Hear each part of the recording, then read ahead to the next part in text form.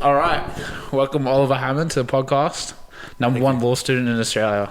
Well, that's debated, I suppose, but That's true, man. You got an award for it. yes, I did win an award. Yeah, tell me about yourself. That's what I always do with all my extensive guests. Yeah. Well, I mean, we can probably start At the beginning. We start, in the beginning. Mother, father, grandfather. Yeah. Ancestors. Yeah, my mum is originally from Cambodia, and she grew up in Siem Reap near the temple, the sort of large temple Angkor Wat, very famous tourist destination. My dad was originally from Melbourne, and he went over to Cambodia after the sort of civil war that was going on there, and became a park ranger. And they met like quite authentically after. I think they sort of met on a bus, and my mum sort of knew English, and my dad knew sort of fluent Khmer, like the local language, and they just sort of hit it off, I suppose, as a couple does. They conceived me, and then they came over here, came back to Australia. I was born in Melbourne. Then we lived in Cambodia for another 3 years, and then came back. They had my little brother, and then we moved down to the coast of Victoria, a little country town called Warrnambool, maybe sort of equivalent of like Port Macquarie, maybe, I don't know. Sick. Like New South Wales. So yeah, that's where I grew up. I grew up in the town. My parents split when I was sort of early teens, I suppose. So I was mainly raised by my mum, and I have a younger brother, and yeah, I don't know. I suppose like I sort of growing up, I kind of always wanted to sort of try and sort of seek opportunity and do the best that I could. So I decided to pursue law. I had a good English teacher who really encouraged me to do debating and things like that. And I think just sort of my like English and written expression was also quite good, sort of comparatively, I suppose. And I had a few good legal studies teachers as well. You could do legal studies as a subject. Okay. And I decided that I wanted to pursue the law and become a lawyer.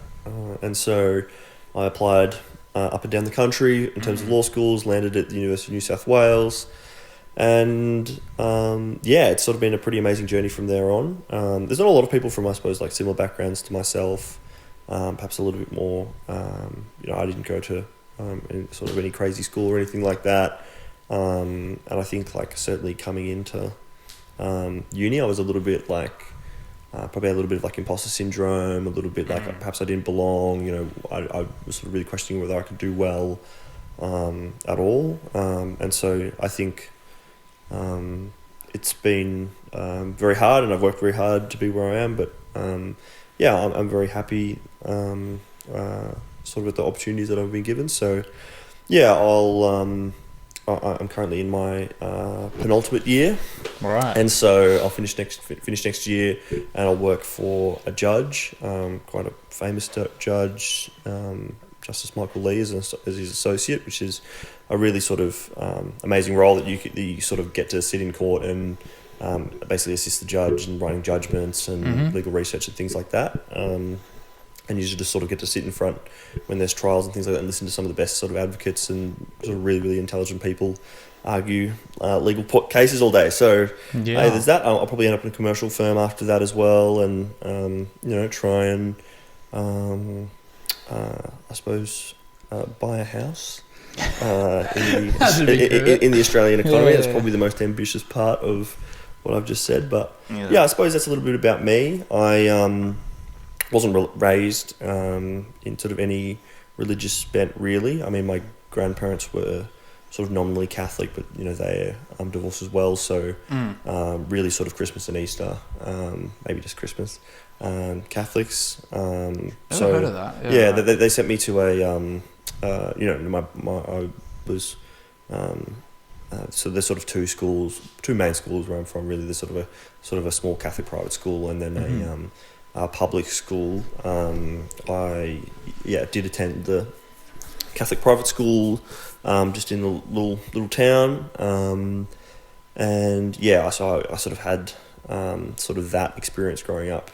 But it wasn't probably until coming to Sydney, staying at college, I met a lot of sort of younger guys. You know, I think I probably gelled most, at least in the beginning, with people from Western Sydney and sort of a lot of like Islanders and like Filipinos and like Lebanese guys that sort of, I don't know, I just sort of were a bit rough around the edges, a little bit more sort of down to earth. And so those are the people that I sort of immediately connected with. And that was sort of the first time that I'd ever sort of seen religion in that way. And so, yeah, like I think that's sort of my background. Like, yeah, and sort of in that I was able to sort of develop my own faith, which is something I find very personal and personal to me. But and I don't necessarily, I suppose, I'm not necessarily very public about it, but at the same time, I'm not, you know, trying to conceal it or anything. So yeah, I just try to be a nice person, be a good person, and yeah, it's been an amazing journey thus far. And I think we met at college. We share a lot of mutual friends, and you're certainly someone that I think has a lot of likes to question things. So that's one way to phrase it. So yeah, I'm happy to be here. Yeah, no, very good rundown. Yeah. I actually didn't know all of that, so it's good that we went through that. It's interesting. I'm only finding about some of that now. But yeah, that was interesting. So you're doing law right now. It's a 4-year degree, right? It's 5 years total. Or so, five. so it's a law and commerce. Law and commerce, right. So in my commerce, I majored in tax. So that was certainly interesting. It's probably the most, you know, when I did in commerce, you majors like finance, economics, marketing, whatever. Tax is probably the most like closely related to the law. Okay. There's a lot of sort of understanding why tax legislation is the way it is, why we have an income tax, why we, you know. And so I really have enjoyed that part of my degree. And yeah, I think with the law, I've just really I suppose enjoyed the ability to sort of solve complex problems and sort of be very related to, I think, real life, sort of the real world scenarios that are engaged with sort of people, companies, things like that. So I think it is at the core sort of a very sort of human, sort of the interaction between humanity and like principles, I suppose. And so I think like I really enjoy sort of legal history, just sort of broadly, but you know, sort of understanding that where these principles were established. But I think we're now approaching a point where it's perhaps a bit more sort of realist, I think. The law? Yeah. And what do you mean by that? Well, you know, once upon a time, I think law was very focused on sort of punitive, like sort of without getting into the weeds, but sort of a much more sort of punitive focus. As opposed to like preventative? Well, but as opposed to sort of rehabilitative, I think. Yeah, right. Or preventative. Yeah. And, you know, I think like a lot of the measures that are taken now, I think we are, you know, there's probably a little bit of ways to go, but yeah, you know, I've really enjoyed my time studying, so yeah. That's cool. I do have a few questions about all that stuff because well, I mean, law to me, that's super interesting, and obviously you've been on a podcast with many different people, and you're really involved in that. So there's more like the practical kind of application sort of side to laws, where you understand the laws themselves, and then there's the kind of foundational parts of it, like what's the law for? The foundational, like, is it punitive? Is it restorative? What sort of things? The principles behind it. What do you find more interesting? That's a good question. Like legal theory is like quite interesting, I suppose, questioning the reasons why we have laws and the why legislators draft laws in certain ways. But I probably like the application of it more, I suppose, at least at this point in time. Fair enough. There's certainly politicians that I've spoken to and interviewed, and the reason they get into politics is because they prefer to make laws as opposed to apply them. I guess that is where the real change really happens. Like if we deal in kind of principles, it's not like we're going to change the whole system from the bottom up. So I understand that. But it's always so interesting to me because I can't really engage in that because I'm not in that world. Yeah. But it's always been interesting, the kind of foundational parts of law, like what is it there for and what is it aiming to do? Is it based on a moral system or is it based on something else? Yeah. And the distinguishment of distinguishing between things that should be illegal and distinguishing with things that are just immoral. Like, for example, cheating or something like that. Obviously, that shouldn't be like enshrined in law. No one can cheat. But what is it specifically that makes something illegal as opposed to just immoral? Do you have any kind of answer for that sort of thing? I think there are certainly many a university professor that I know and probably law students that purport to be a bit experts in this area, but I think cop out. No. Well, I mean, it's true. These are the sorts of questions that come up in introductory, like criminal law classes. Yeah, like, true. Yeah, name like what's something that's immoral but isn't illegal, and like adultery or cheating is certainly one of them. And I think I think that to think that there isn't some sort of punishment, like, I think is incorrect in the sense that I think that the law regulates sort of societal behaviours. Yeah. At least criminal law does. Yeah. I suppose you can argue civil law does as well, but focusing on criminal law, for example, like, I think there's still, like, why isn't cheating illegal? Well, I think it was once upon a time, but which is interesting. Yeah, which is interesting, but I think that societal sort of ostracization, societal backlash, and the sort of view that sort of being a cheater has on sort of people who are cheaters, the views of others tend to be negative, and I think that is probably enough of punishment in a way. Whereas something like murder, you probably do need, I think, like the state to intervene in that instance, right, to ensure that basically punishment is administered or sort of, I mean, murder's an interesting one, right? Like, can you rehabilitate a murderer? I mean, that's where you get to sort of like sort of criminology and psychological. So, that's an interesting question to me as well. Yeah. And I suppose it really depends on the circumstances on who the person is, but I think that's why the state's there. Like, obviously cheating's immoral, but I think that it's quite hard to regulate that in terms of the sort of societal dynamics, I suppose. But I think to sort of say, like, cheating's immoral, murder is immoral, murder is illegal, but cheating isn't illegal. Why isn't it illegal? Well, I think that there is, like, it's still certainly frowned upon, and like there is some level, I think, of retribution or punishment or that's actually on the premise that if you do something immoral, there is you are deserving of a punishment. Right. And so the sort of public ostracization that would occur from cheating is different. Now, obviously, there's always exceptions to that rule, like people who are more powerful or people who are more popular or whatever might be able to get away with it or something like that. But so you think that the ostracization element, because there's already, like, in social dynamics, there's already kind of an inherent punishment when you do something like cheating. Yeah, which is why I don't think there's. So do you think it's the same sort of thing for other kind of similar caliber kind of immoralities, that so long as there is some sort of social kind of punishment inherent in that? So if people ostracize cheaters, people would ostracize all these sort of different people. Under those circumstances, therefore they shouldn't be enshrined in law? Or is there some kind of other thing that you have to consider about what makes one thing, like, worthy of legal consideration? Because that's always been an interesting thing to me, because like cheating in terms of like economic cheating, that's something like if you steal from your partner, that's clearly something that's illegal. Yes, like, maybe perhaps like that's like fraud, right? Whereas like cheating, and the cheating is like adultery, like, is clearly immoral. However, the consequences around that sort of tend to be sort of quite personal. Yeah, that's true. I suppose. Perhaps we also can't really measure it in the terms of like, how do we know if someone's It's not as well. I know you can. There'd be some sort of fact finding. Yeah, that's true. Exercise that's similar to sort of any crime, but I think the sort of personal nature of the effect. I mean,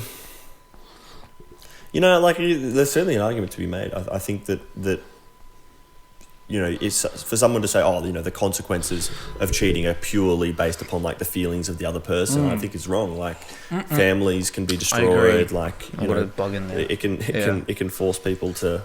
It can certainly lead to other things, stuff like that. But yes, and also I don't like the emotion argument because if one person would decide, if kind of the punitive aspect of something would be decided by how emotional they are about it.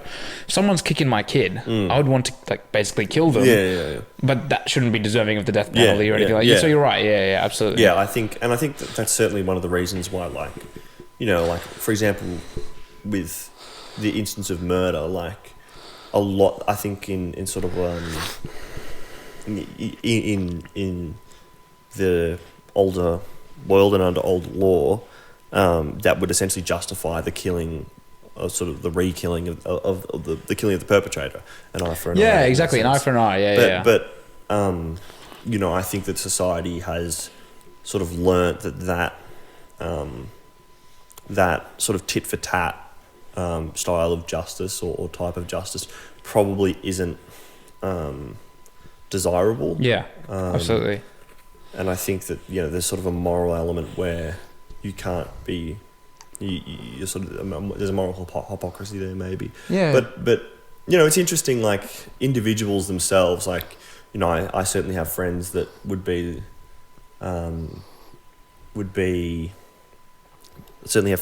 very comfortable in terms of like killing someone who had killed, or like that's true. Like no, not them personally, but like saying that the state perhaps could execute people who had committed these sort of. There's heaps of short stories on that actually. I've seen a really kind of messed up short story where it's like, or maybe a short film or something. Maybe it's a Black Mirror where they take away like.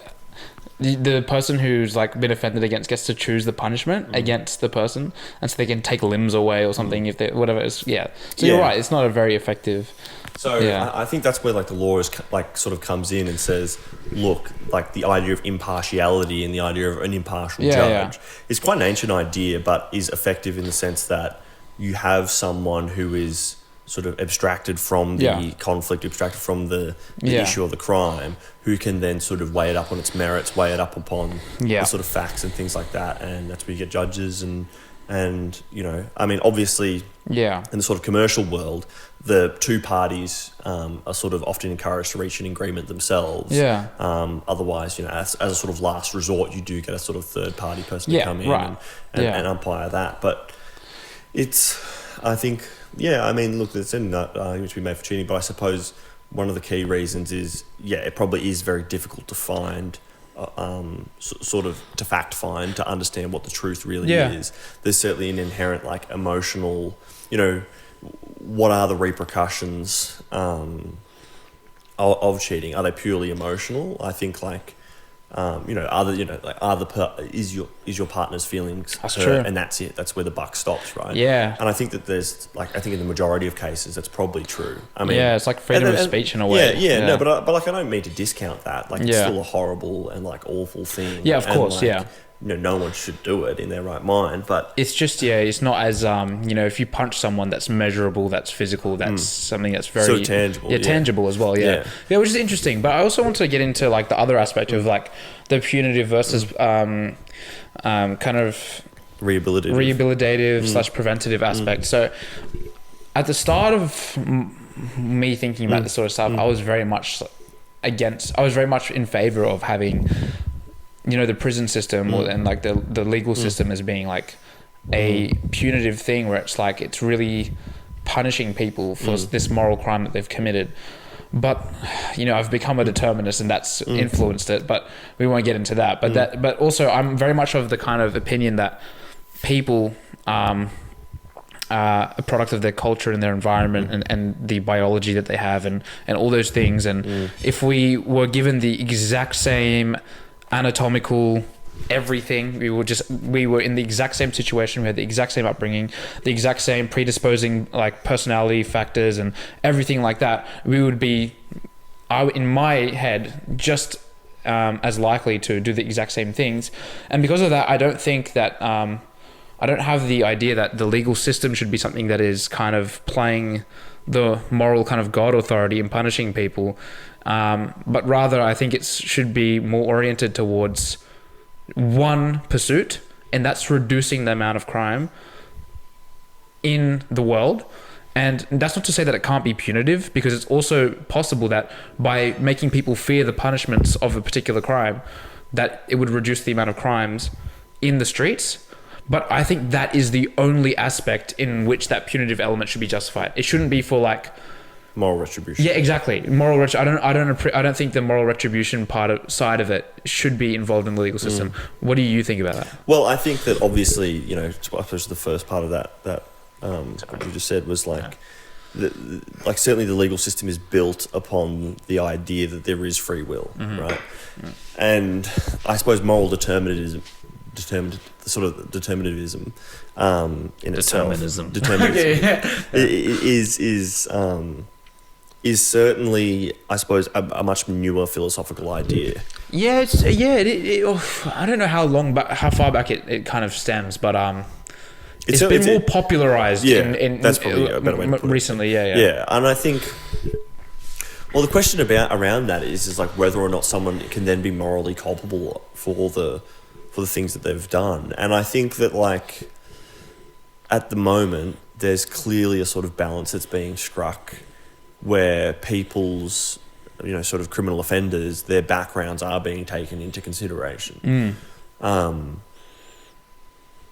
Sort of quite famously, there's the idea of all the sort of these legal principles called the Bugby principles, where sort of Indigenous offenders, there are Indigenous, I suppose, circumstances which there are circumstances which are taken into consideration for Indigenous offenders, the sort of lower socioeconomic background that they might have grown up in, the exposure to domestic violence and drugs and alcohol abuse, which might be very, very prevalent in those sorts of communities. And it's you know, as I suppose a result of things like colonization and stolen generations and things like that. So I would say that the law at the sort of the way it is now does take into consideration a lot more in terms of a person's upbringing and background, and that does, I suppose, sort of scale the level of moral culpability. But I also think that the law is very does have to reach an answer, and I think that the idea of being guilty or not guilty, in terms of that binary, at least in most cases, I mean, you do have sort of special cases, but you know, for the sake of this conversation, yeah, you know, but obviously not all actions are equal. You know, I was having a conversation about there was a police officer that tasered a sort of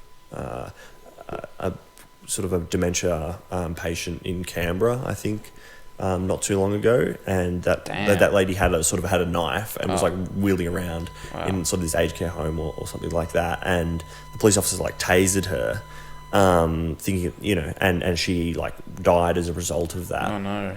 And so, you know, obviously, you know, she had like a Zimmerman Frank, like she was walking, like, you know, she probably didn't pose like any sort of real threat, but at the same time, like, you know, police officers are clearly instructed to use tasers, and, you know, you could certainly argue that, I suppose on the like prima facie, that there's, like, it does seem like a dangerous situation, but at the end, and I remember the conversation I was having with this person. This person was saying, you know, why were they found guilty? Like, this seems like a fairly reasonable, you know, thing, and some members of the public will certainly agree with that view. Like, why were they found guilty? Yeah. And I said, look, I think like when it comes time to judge that act, you have to judge whether or not it's guilty or not guilty. That person is engaged in that act. Yes. Yeah. And so, like, the elements for that crime have been met. Now, where the sort of culpability element comes into it is usually in like sentencing. And Yeah. so this police officer didn't actually get any jail time. Okay. Didn't get any time in jail. They had Yeah. had a sort of, I think it was like a sort of a home arrest Yeah. type of situation, in like several, I think it's 100 or maybe even thousands of hours of community service and Yeah. things like that. And so, I think that the law does do a better job at taking into consideration sort of the circumstances of the crime, where perhaps once upon a time, regardless of however you murdered someone or if that was the result, it would have meant the same it's thing. Very consequential. This sort of gradation Yeah, of crime is like not really there. Perhaps it wasn't really, but I think it is now. Now it yeah, is. Absolutely. But my question is, so I understand how like the law might consider all these like factors and to determining whether or not someone's guilty or not, and I appreciate that. But in so far as that, it's like, what do we do once we found out a guilty and non-guilty verdict? What is the aim of the criminal justice system? What is the aim of prison? That for you? Is that more like do you think there is any room for the moral retribution? Is kind of my question. There are certainly a few aims. Like one of them is probably moral retribution. Okay. And like I think that is difficult. Like, if you don't believe in, I suppose, like a moral lawgiver or a god, then the idea of sort of moral retribution can be a bit foreign. But at the same time, a little bit arbitrary. For I think the victims of that crime, or the family members of the person who might have been murdered or something like that. Yeah. Like, I do think that there is some level of like justice which should be, which ought to be served, right? Which ought to, yes. Yeah. Okay. Why do people, a victim of theft, right, feels some sort of injustice to have occurred upon them? Someone stole my car. That's wrong. I've worked very hard for my car. I've paid money to, obtain it and service it, and I've looked after it and all this sort of thing. And someone's stolen it. There's some injustice there, and what ought to, that wrong ought to be righted, and the car be returned to that person's possession. That's right. And so I suppose in that sense, like, there can be some sort of moral retribution. Okay. So example, we'll take murder, right? That's probably a good example in terms of like prison sentencing, right? A family member who's been killed, the other family members recognise that injustice and want the killer, to ought to be subject to something similar. And I think a deprivation of liberty and deprivation of freedom is probably similar in relation to that, to, I suppose, correct the sort of injustice of the actions that were committed. But, I do think, though, that there's multiple goals in relation to the law. And I think rehabilitation is probably not as prevalent. I think with certain crimes it is, like certainly drug offences and for where it's more like offences, where it's more like achievable and I can understand that. And I think there's a lot of psychological development that probably needs to occur in those areas. But so there's also certainly a protection element. Okay. Someone who's a serial offender or a repeat offender.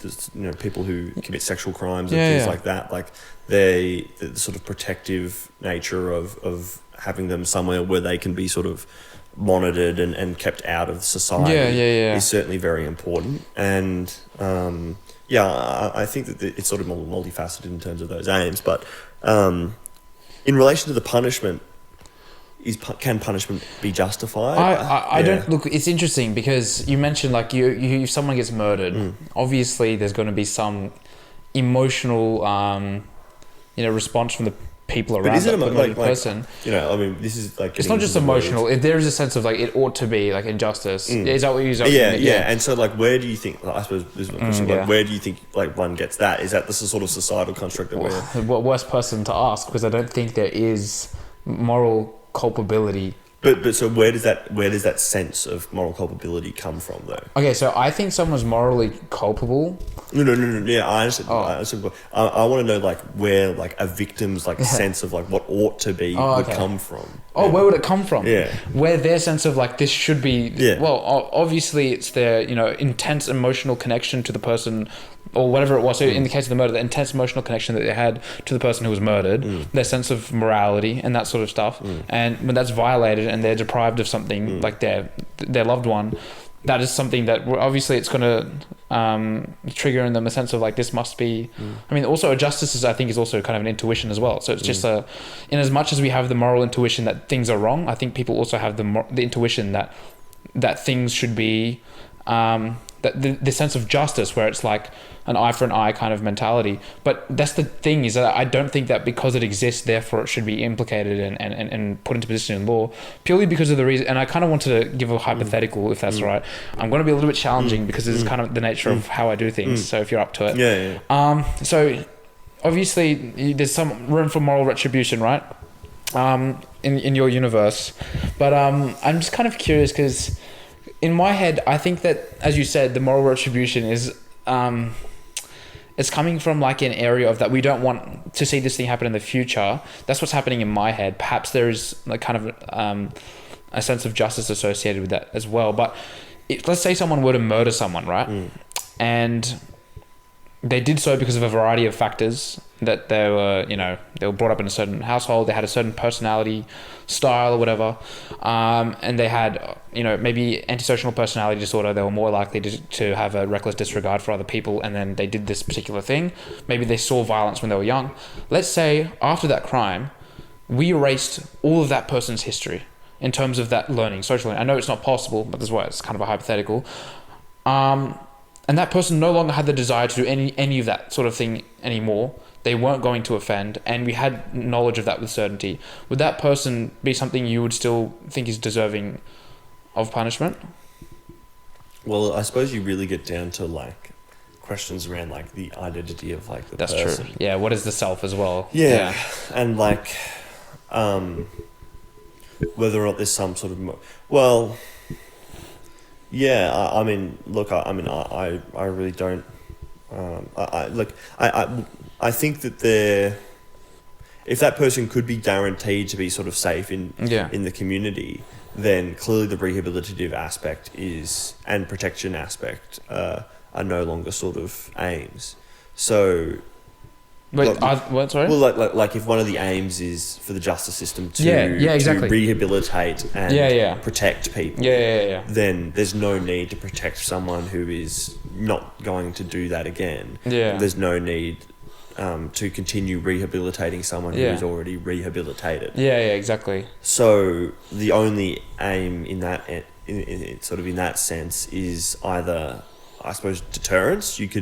You make an example of that person and say that, look, regardless of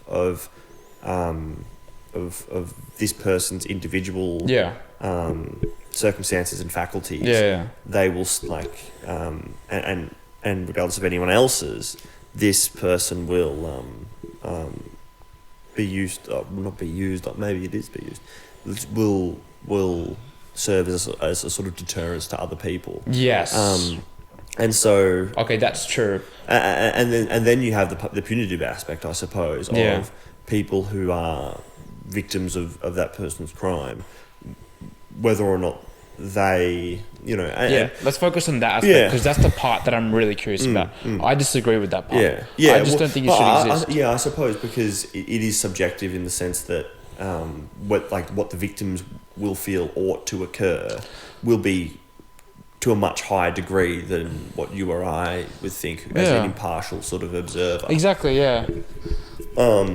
Exactly. And do you think the fulfilling of that emotional kind of sense of deprivation, they've had this thing done to me, I'd have to have them have a similar thing done onto them. Do you think that ought to be fulfilled? Do you think that's something that should be fulfilled by the justice system? I mean, look, I don't think it's emotional. Like, I just don't like.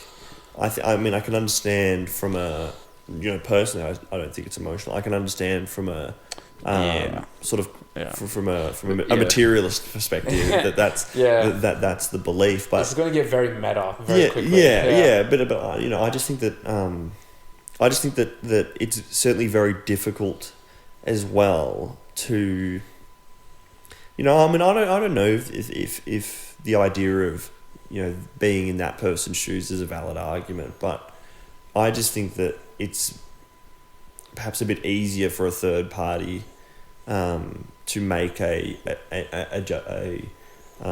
conclusion that is of less effect if that person was in their shoes. Yeah, I think my argument's more, I'm making a sort of in their shoes kind of argument.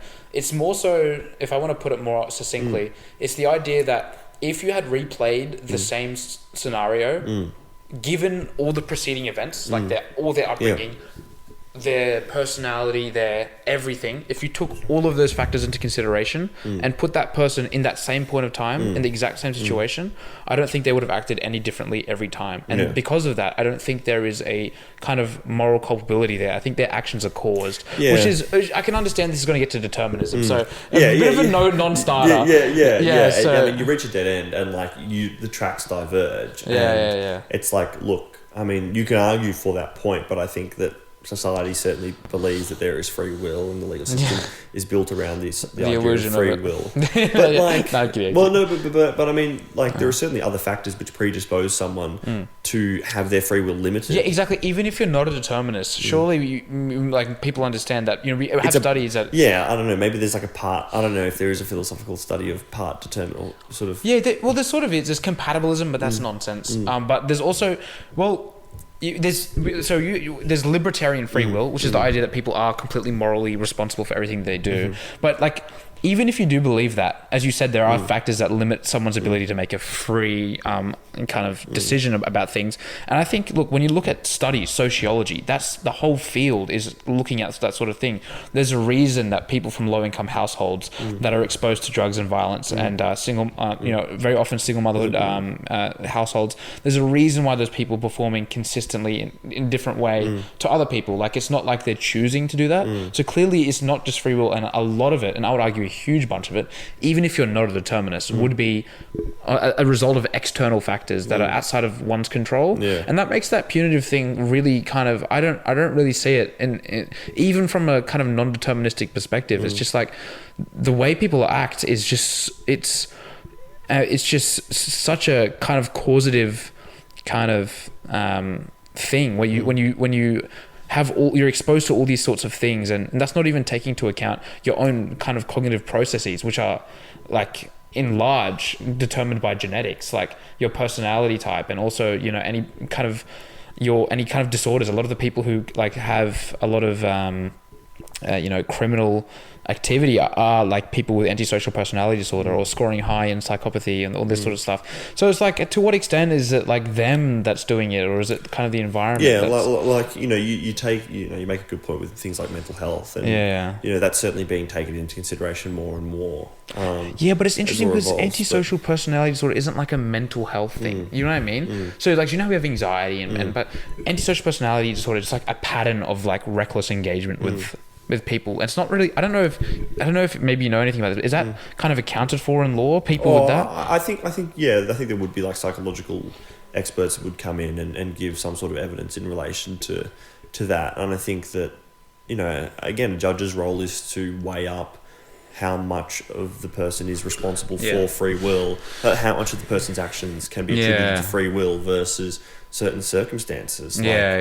Someone who's a child soldier, for example, who's exposed to such horrible and horrific crimes, a large proportion of that, a larger proportion of their actions can probably be attributed to witnessing those atrocities. But of course, someone who was punched and kicked in the schoolyard probably can't attribute as much of their own actions to those circumstances as opposed to their own free will. That's true. Or the idea of free will. But, it's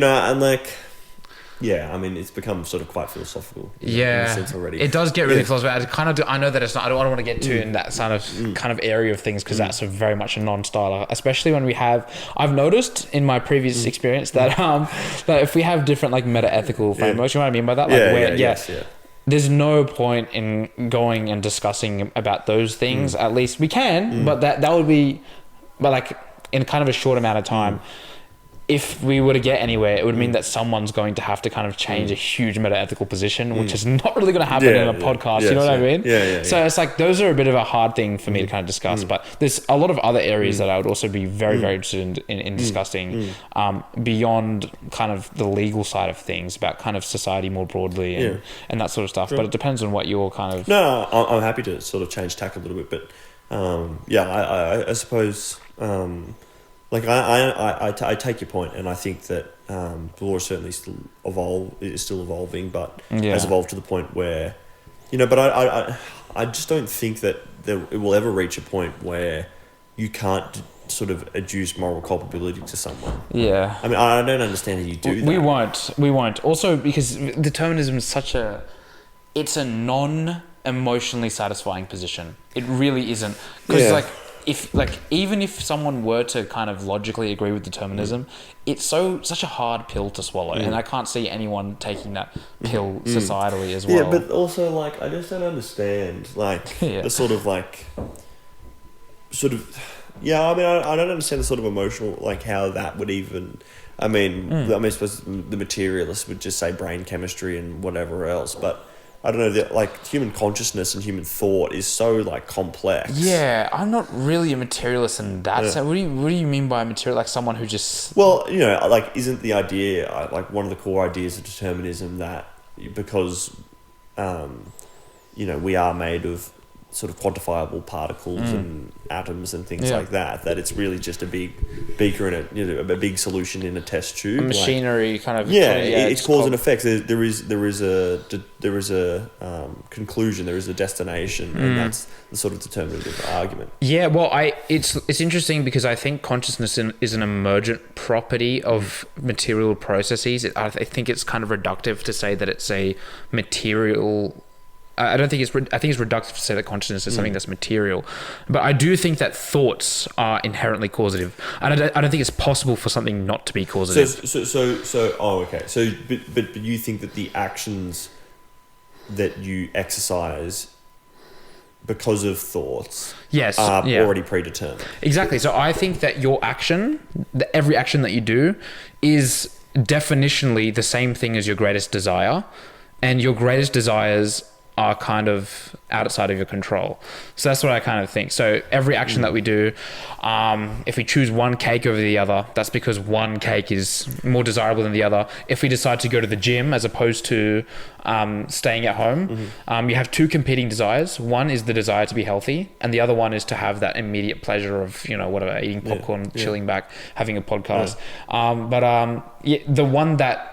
The thing that you do would be the thing that I would say that is an indication of what desire was strongest at that point. So if I did choose to go to the gym, it would mean that desire was stronger. And I don't think that those desires specifically are in our control. I mean, we can change a desire, but in order to change a desire, you'd have to have a desire to change that desire, which is not... this is why it's going to get really... Yeah. I mean, but I don't know.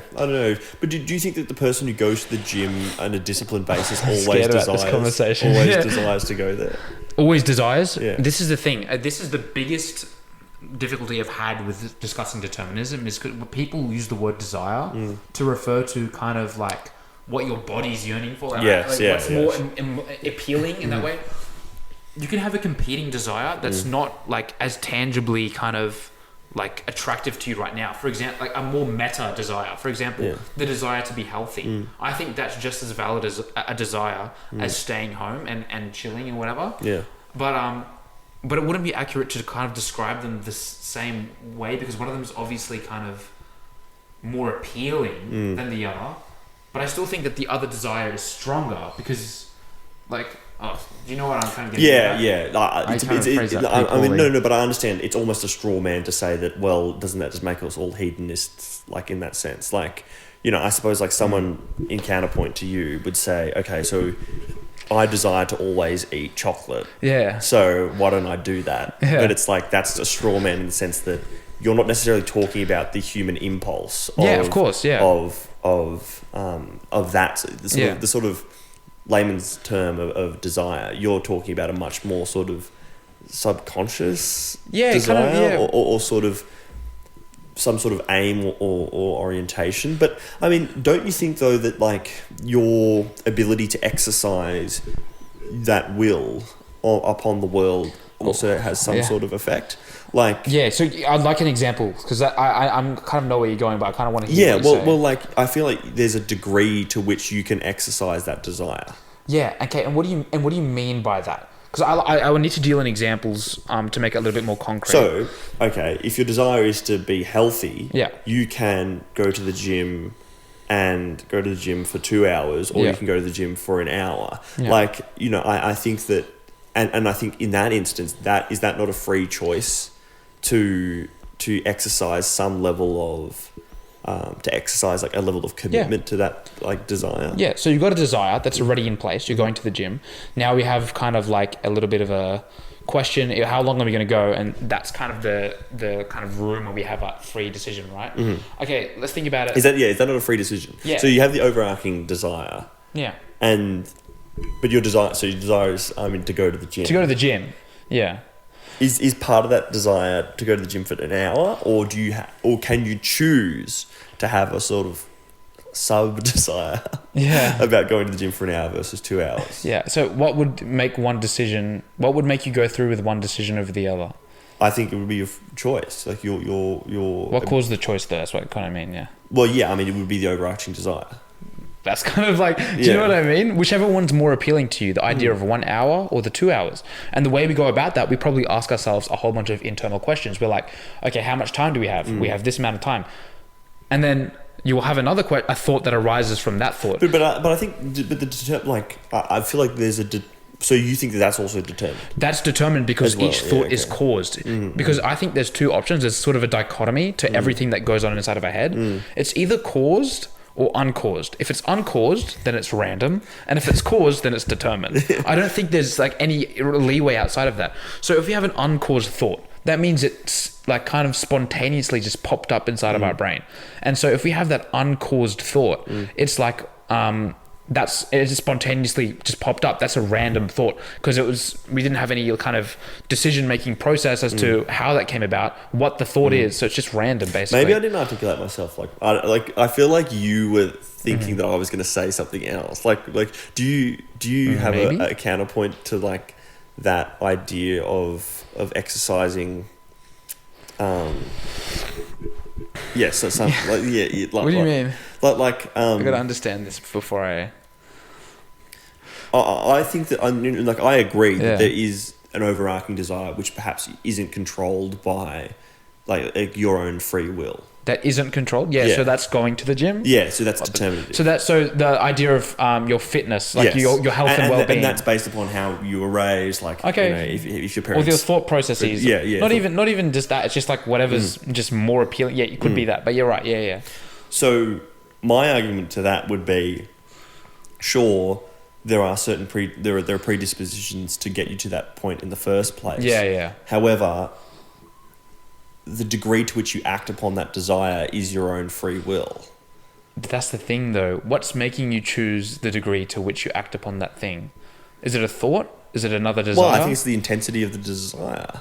And do you determine the intensity? De facto accepted your proposition. Yeah, exactly. I don't know. If it's the intensity of the desire, and I'm saying that desires are just kind of just like there, we don't really have an influence on that. That also is kind of determinist. That's kind of the point. Is that like, if it's a desire, I don't think you have an influence in what your desire is. If it's a thought, your thoughts are either spontaneous or they are and random, or they're caused. So you kind of... But doesn't that desire also come about due to your actions on that desire previously?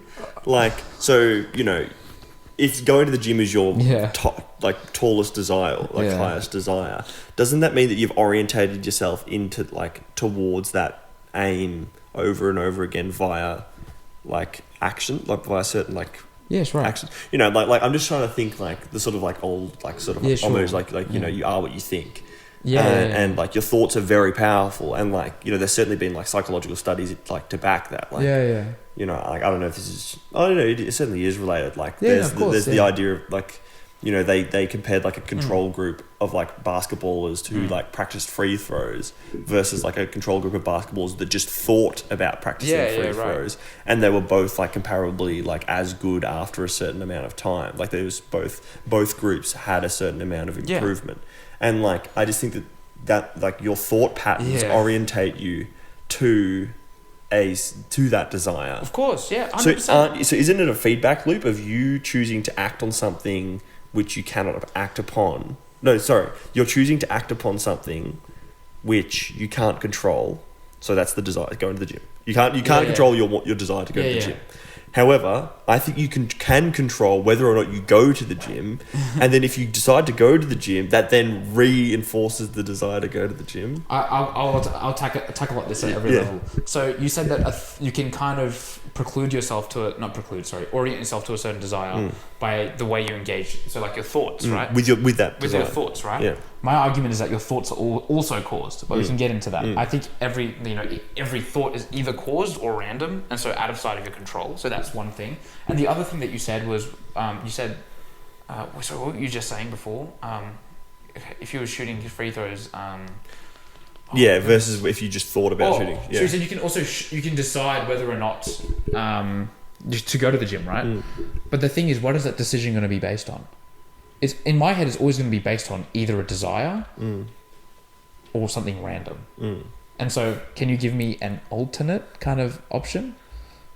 Like, we're assuming that desires are controlled. Do you assume that desires? No, I think I accept the idea that the desires are uncontrolled. Sorry, I didn't mean to say controlled. Determined. That they're outside of your control. No. Okay, they're inside of your control. Yes. And how do you influence them? Depending on how you act on them. And what determines your action when you're about to act upon your them? own free will. Yeah, but like your decision whether or not to act and to what degree you act upon it. But what's that free will? You haven't kind of like said what it is. You've just said it's your free will. Well, it's what makes you choose to act upon it or not? It's sometimes it's reason, sometimes it's emotion, sometimes it's both of those are outside of your control. You think reason is outside your control? The way you reason things. I'll give you an example. If I'm thinking about our conversation right now, I heard what you said. Yeah. It triggered a thought inside my head that made me think, I disagree with this. And why do I disagree with it? Because of this reason. The thoughts are just popping into my head as a kind of causational chain. That's the way my thoughts occur. They're all caused. But the reason that they've are caused is because at some point in time you've decided to interact with some book or like podcast or like whatever, like movie, which has led you to have those, like to led you to have the ability to have those thoughts. Yes, but what made me decide to interact with those things in the first place? I suppose like your like previous formative education, which you also decided to act upon in the sense that you decided to try in school. Like I desired. The thing is, it's always going to be a desire, right? That's choosing. But your outcome. I just don't understand like why there can't be some level of predetermination as well as some level of you deciding to act upon that. The thing is, I don't think, because I have a dichotomy here. I think everything is either random or caused. I don't think there's anything in between. Sure. I'm kind of curious if you can give an example of something that's the reason. Well, that's the reason why I have this whole deterministic kind of worldview, is because in my head, if something isn't caused, that means like my thought, for example. If no thought caused that thought, then it would be a random thought. Like that's like definitionally what it would be, because it just popped out without any sort of. But how do you decide whether or not to act upon a random thought? On another thought or a desire. That's what it is. Okay, your actions are essentially your greatest desire. That's the thing. Your thoughts can influence what your desires are, but your thoughts are also determined, and your desires are going to be a product of kind of your inherent, whatever you desire naturally, and as well as your rational deliberation, your thoughts. But in both of those circumstances, nothing in that is in your control. That's kind of why it's just like, it's very. I don't see any circumstance in which your choice isn't influenced by either of those two things, a kind of a thought process or a kind of a desire,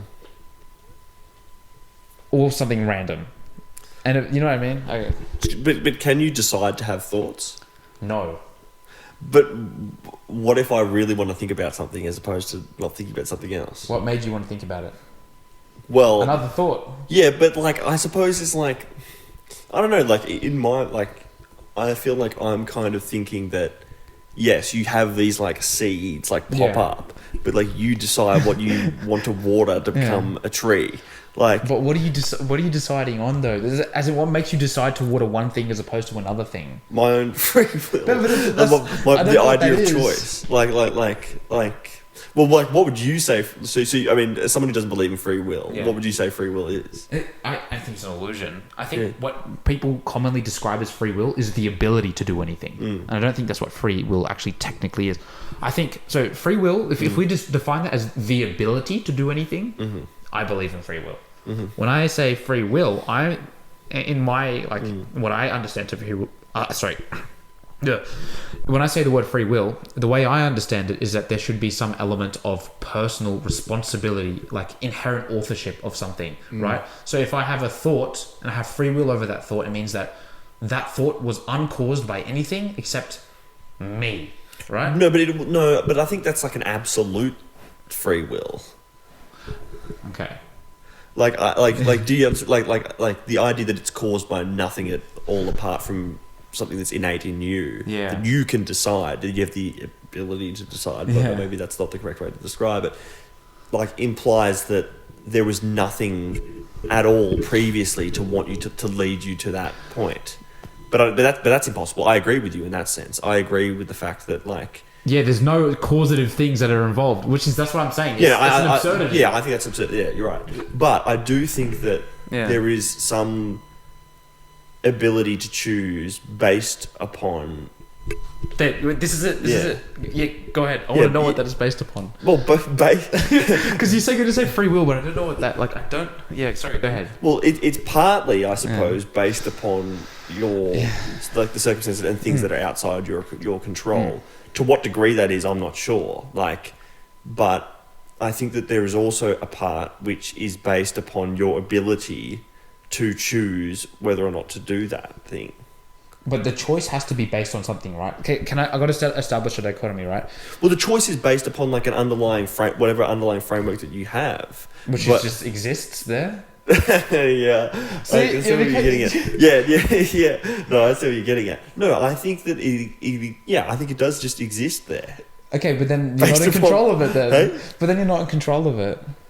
Well, you're in control of it in the sense that you can depending on any sort of desire or thought, you can decide whether or not to engage in it and to what degree that you want. Okay, we have a desire. We're going to decide whether or not to engage in that desire, right? Yeah. Let's say we don't engage in it and we engage on something else. Yeah. But that's an absolute example. Like, I just think that it's like, okay, you have a desire. All right, you kind of want to engage in it. Going to a gym for an hour, I suppose. Even in that, what made you choose to go to the gym for 1 hour as opposed to 2 hours? Your own ability to choose. Based on? What is the choice based on? That's my kind of...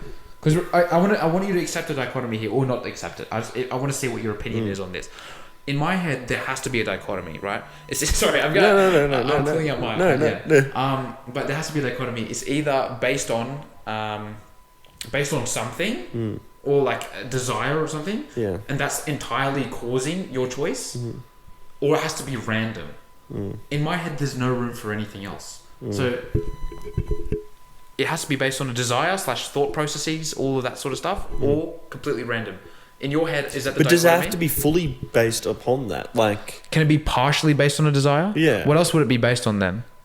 Your ability to choose competing desires. Yeah, but it's circular. I'm asking what the choice is based on, and I'm saying your choices are based on your ability to choose. Did you see how like I'm asking what the choice is based on? You can't use the word like choose in reference to what is determining the choice. Do you know what I mean there? Yeah. I understand the reasoning circular, but I just I don't know if I possess the adequate faculties to describe it in any other better way. Well, it's fair. Do you know a counter argument to this point? No, I would love to hear one. Like in my head, and with respect, I would love to anyone out there. Please come on and talk to me about this, because I'd rather not be determined. Have you discussed this? Have you discussed this with other people? Yeah, and no one else. No. And the internet. I've consulted the wide internet. What's the best? I don't really have any. Francis was saying something quite interesting. And something this is our mutual friend. Yeah, Francis, our mutual friend. I'm going to out him here, but he was saying something interesting about. I forgot what it was, but it was something interesting. I still disagreed with it, but it was something. I'd have to look it up before we got into this, because I don't want to misquote I wish he was here. Francis would do much better justice. No, but it was still interesting. I think you were there at the conversation, but it was. Look, this is a conversation for a time where we kind of reconvene and have a whole bunch of determinism chats with a whole bunch. Maybe we can get. I know there's a few philosophy buffs in our communities, so we can maybe do that. But I feel like this conversation is it's always going to be one of those kind of circular things, because it's always going to be going back to what is a desire and what's that. So it's interesting, but I'm happy to kind of pivot on a little bit more. But it's interesting. I'm glad. Look, I really love engaging when it's with this sort of conversation, because but don't you think that your worldview leads you to crazy places?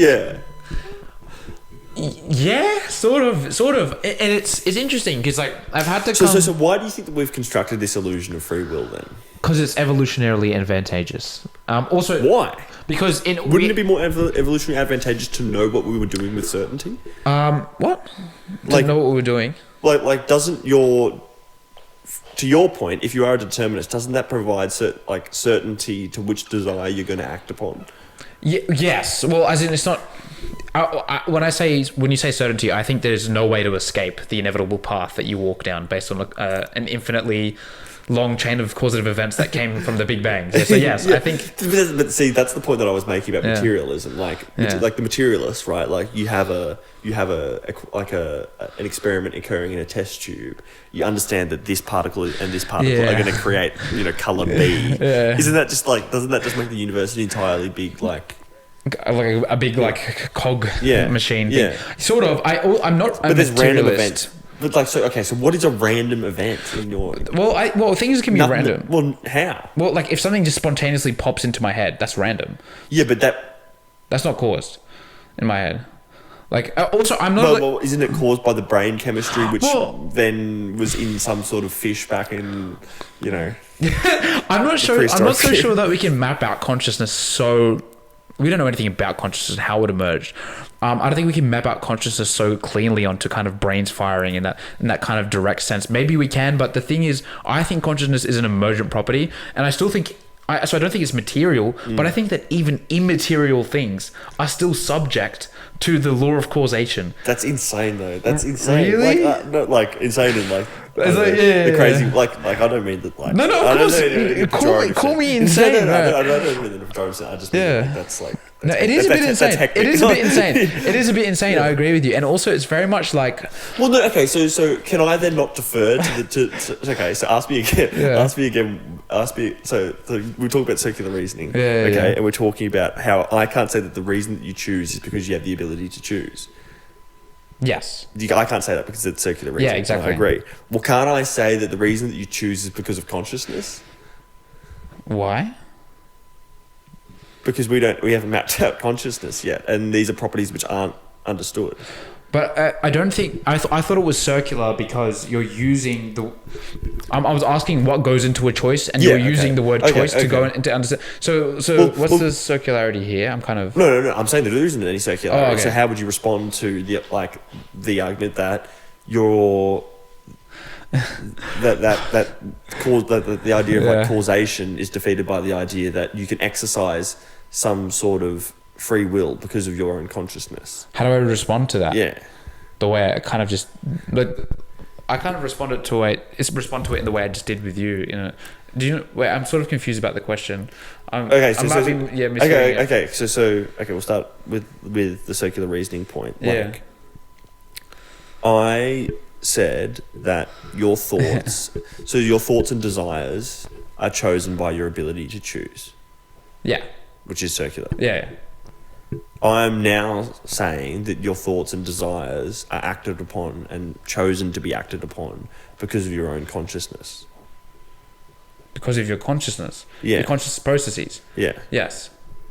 I don't think that's high resolution enough. Because what about your conscious processes? Yeah, but consciousness isn't consciousness isn't high resolution in itself. What I meant by that is that I don't think you're sure. It's like saying what caused this this laptop to be on this table, and I can say the Earth. Well, that's true, but like there's a whole bunch of stuff on top of that that's causing it, like the construction of this house, the table, the wood that's going into it. So it's like consciousness is so broad. I don't think it's addressing the topic in any meaningful sense. Well, consciousness. I don't know, like how you would define consciousness in a psychological or philosophical context, but like I hate that. Yeah, I hate that question. I have no idea. Yeah. Maybe experience. I don't know. No, but that's not. Yeah. But this is where you get like for me, it's like I'm just like sort of substituting consciousness, or substituting free will and the ability to choose for consciousness. Yeah. Because it's more vague. Yeah. Also, yeah, and you're right about like the implication thing as well, because like.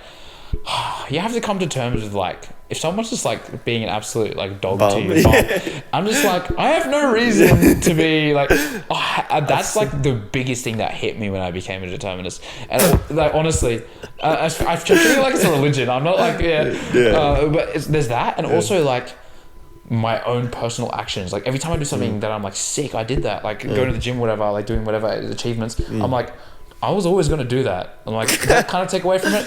But I've kind of had the different approach now where it's like, I've come to kind of understand, like, I treat like life as like a drive in a car. And the only difference now is that I'm not in the driver's seat. I'm kind of like a passenger. Yeah. And I still think, look, the car ride's still beautiful. But can't you just be like... Exit the car ride? Well, it's getting dark here. No. Can't you exercise some level of like direction in relation to the car ride?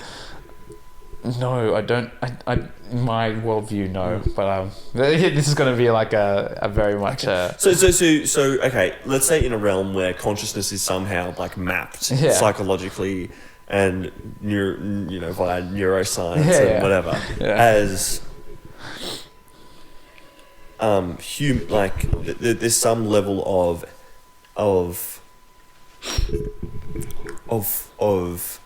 there's and it's consciousness. There is some level of I'm trying to talk about consciousness without using conscious. Well, it's hard, with like a direct ability to exercise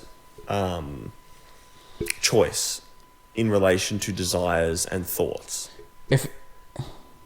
So if we mapped out the brain, onto consciousness, and we can map out which parts of the brain, which neurons firing.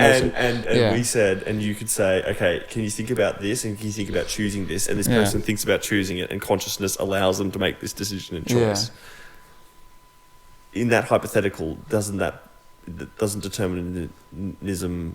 Can you think about choosing this? I'm kind of confused about that part. Sorry, it's a hard hypothetical. Yeah. So like, okay, maybe I should just ask this as a question. What elements would consciousness need to have in order for determinism to not be correct? That's the thing. My argument is principled. I don't think it's possible for determinism not to exist, because my argument is that things are either caused or random, and I don't think in principle anything else could exist. That's kind of my argument, is that things are either caused or random, and if they're caused, they're outside of your control. If they're random, they're also outside of your control. And I think everything has to be caused, otherwise it's random. You know what I mean? It's like I don't think there's any other option. So on principle, I don't think there's any hypothetical in which I could refute determinism. So caused as in out of your control, but can't you? You can't. You can influence the causation, but that's going to be caused by another thought process. Okay. So you can influence the causation, but that's because it's being influenced by another thought process, which is also caused. Yeah. Everything is caused. That's the thing. Everything you say, because you've had a lot of rebuttals, which is like, what about this in terms of, can't you like have a gradation of an engagement and a desire? Like you go to the gym 1 hour instead of 2 hours. All of that, I think that's all true. But at the end of the day, I think the things that you're rebuttaling are also caused things. So you're right, you can influence a cause, but I don't think you can influence a cause without being caused. You know what I mean? Like everything is caused. It doesn't. Yeah, there's no room for anything else in my head. So even your decision to act upon it, which gives you the illusion of free will, is just caused. Yes. Yeah, and it's the illusion of free will, and look, it's not. And that's the conclusion. That's my conclusion, but I'm not going to say that I hold that with absolute certainty. I've been wrong about a whole bunch of things. So you think that like specifically human traits, things like logic and rationale, which you could say that animals don't possess. Well, to a lesser degree, yeah. That's just evolutionary adaptation, which is also cool. Oh, that's okay. Look, it's interesting because there's different definitions of reality. It's like the Darwinian definition of reality, which like reality is that which is evolutionarily adaptive. So that's the argument that 1 + 1 is equal to 2, but it's only equal to 2 because that helps us to survive. Because math helps us to design, to calculate how many berries we need for whatever. You know what I mean? Yeah. So that's the Darwinian kind of, I think it's Darwinian definition of reality, is that it's a kind of it selects for that which is actually evolutionary advantageous, but it doesn't necessarily mean that it's true. And that's the thing about developed sense of logic and whatnot. I'm not sure if our logical intuitions are true, and I don't think we're able to know if they're true because they're the basis of all proof. You know what I mean? Yeah. Yeah, so it's interesting to me because in order to understand anything, we have to accept certain propositions. We have to accept that 1 + 1 is 2. We have to accept that. I always use the same example of Brian the dog. If Brian is a dog and all dogs have fleas, supposing that those two statements were true, then the conclusion must be inevitably that Brian has fleas, right? That is. But if someone came up to me and said, "No, I don't accept that," sorry, if someone said that, I have no way of proving to them that they're wrong, because that is the most foundational logical kind of procedure there, the syllogism that underlies everything else. So we can't really discuss that in any meaningful sense. What would you say, I suppose, in relation to the idea that your ability to choose is then a result of evolutionary like factors? Like that's what you would attribute it to?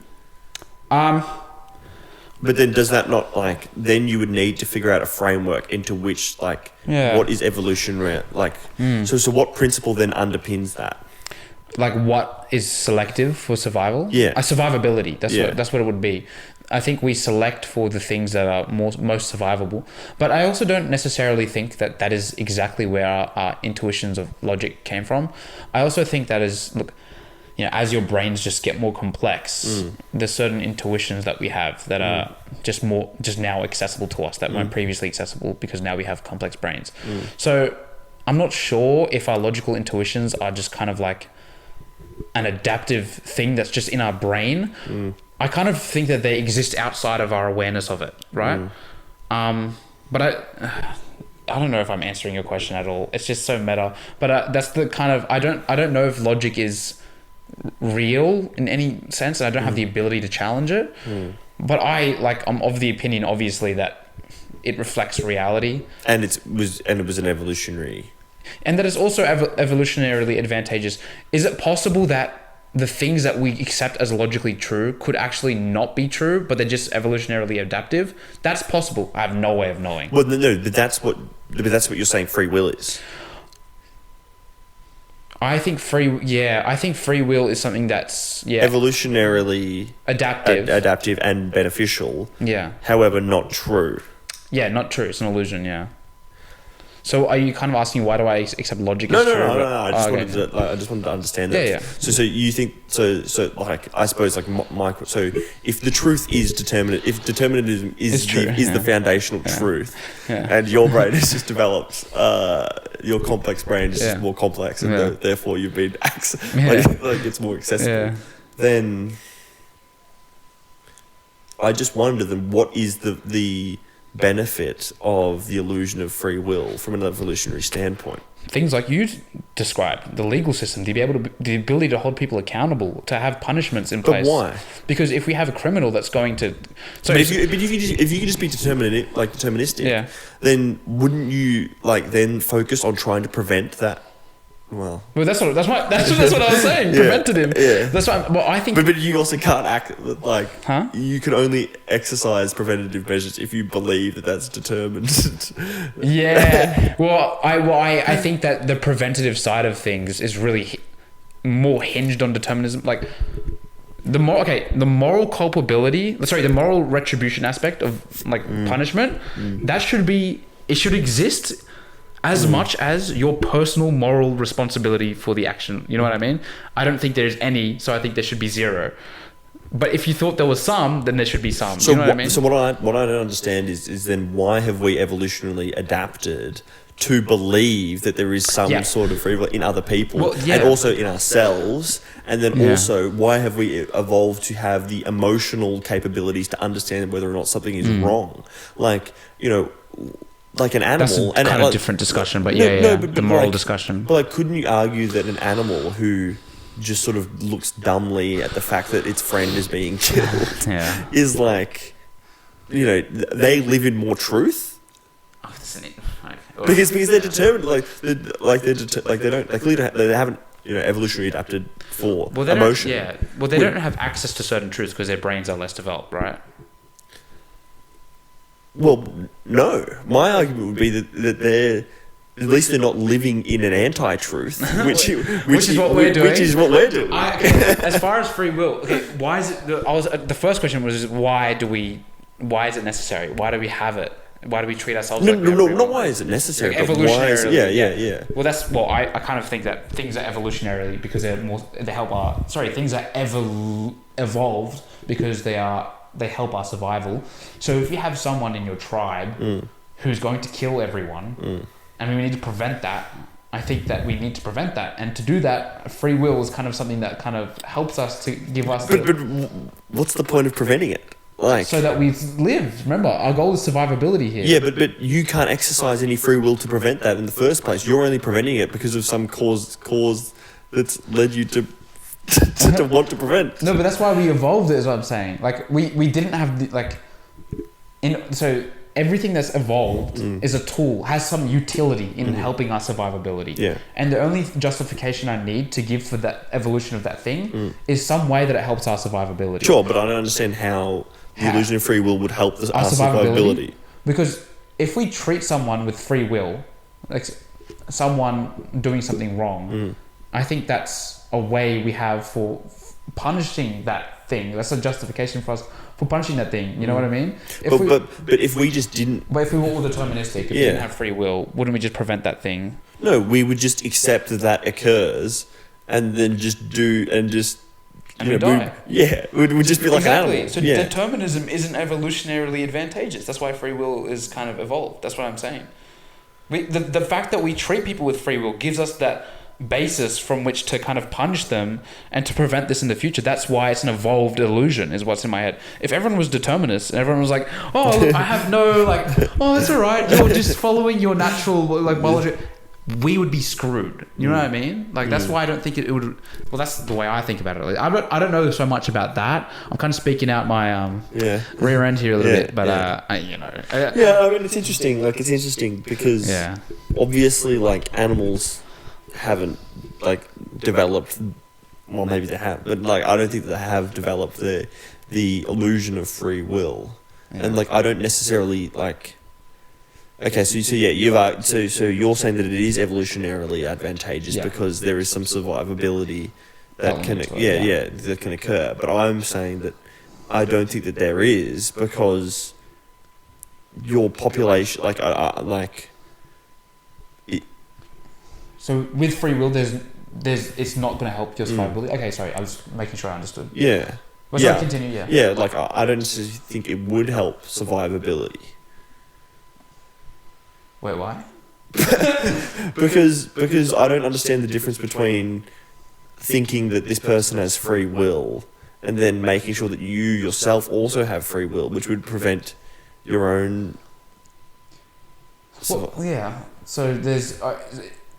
Sorry, I'm gonna let you finish. No, like maybe my point's half cooked, but like I just like I think I've taken it out of the oven perhaps a bit too soon. But I mean, like so you're saying that the evolutionary advantageous point to the illusion of free will is because if someone else or another individual inflicts some type of conduct which makes survivability less, it would help for us to develop this idea that free. But why? Yeah, exactly. But doesn't that also affect our own ability to survive? In a positive way? No, I thought wouldn't it be within a negative way? Because the actions which you take are then... as a species, by the way. We're talking about a species, but yeah. Yeah. As a species are...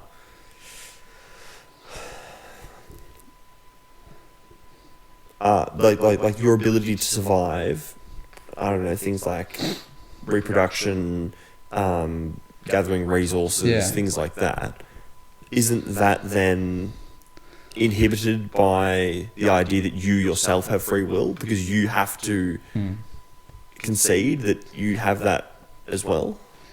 Is it inhibited by us having free will? Because so the murderer, right? The murderer is then who wants to murder.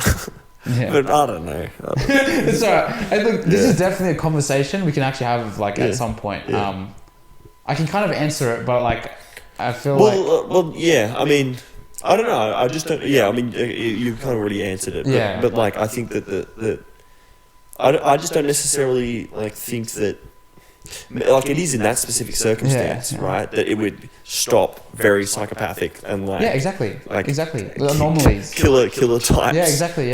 From existing. Exactly. Or from getting away with it. Yeah. But I don't understand why we couldn't just have some sort of I don't understand why that changes our own psyche. Why wouldn't we just develop or about why we believe we have free will? Yeah. So why does the our treating other people with free will influence? Or why is that the decision that why is that the evolutionary adaptation as opposed to armored plating or just running away really fast or some other type of self-defense mechanism? Right, because we can't just run away if every time someone tries to screw up our society. The thing is, working together adaptively is more in tune with our survivability, right? So we need to work cohesively as a society to get anywhere, right? And people are going to threaten that. If we were to just run away, then the society would collapse. So we need to have some sort of, as you said, punitive system or kind of legal system, whatever, to prevent people from doing these things so that society can function, so that we would be more inclined to survive. And I think that's the reason why free will existed, because it gives us that basis for having that and your evidence for that is that we're the apex predator on Earth. I mean, that could be one piece of evidence. I mean, I think a lot of things that we think to be true are evolved, and I don't want to get too reductive of people's beliefs, and this is obviously a kind of more of an emotional topic for people, because I do respect religious beliefs very, very much, and I understand why they exist. But I also believe, in the sense, they also function as this kind of protective kind of worldview against things like the fear of death and things like that. The things which are negative to survivability. Exactly, and not just survivability, but also just our emotional functioning. It's more in line with our well-being to believe that we're going to live forever. Well, I suppose okay, if you can, if you concede the fact that determinism is the truth in which we live, the truth of the reality in which we live, and free will doesn't exist, why is that? And the reason is because it's evolutionarily advantageous to believe that there is some sort of illusion. Yeah, it kind of that's why. And the reason why is because if there is some type of these anomalies which threaten society, there is some sort of survival advantage. Yeah. In constructing this illusion of free will. Great still, man. That's a great still, man. Yeah. Okay. Yeah, that's really good, actually. Okay. You're very good at listening to steel manning these kind of points. Yeah. 100%.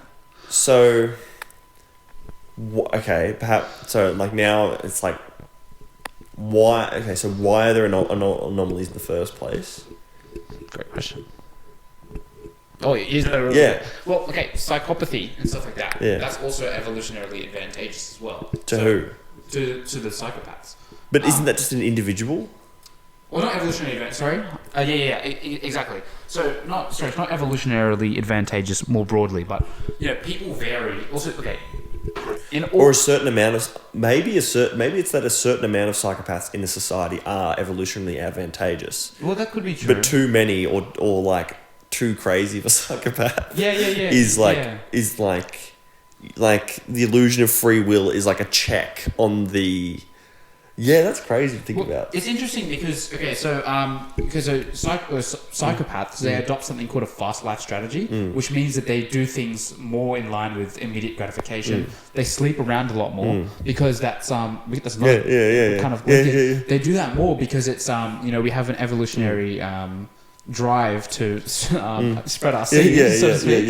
And ditch basically, and it's advantageous because that kind of fast life strategy is helps you to do that, and there's a place for that. But in terms of like being cohesive as a society, that sort of stuff is not going to really help out for a flourishing society. So yes, you're right, but obviously there is some level of like so there's some like.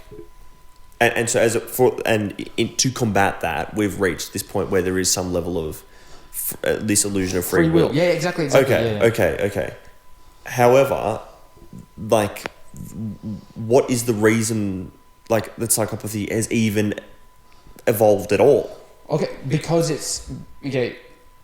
First of all, there's anomalies and all sorts. We're never going to find everyone just acting in the same way or whatever. But is there like a psychopathic dog, for example? Yeah, or like there could be. So why is psychopathy evolved? It's sort of for those reasons I was just mentioning. Is that psychopathy, Machiavellianism, narcissism, that's sort of the dark triad of personality traits. They are associated with a life strategy. So they're beneficial.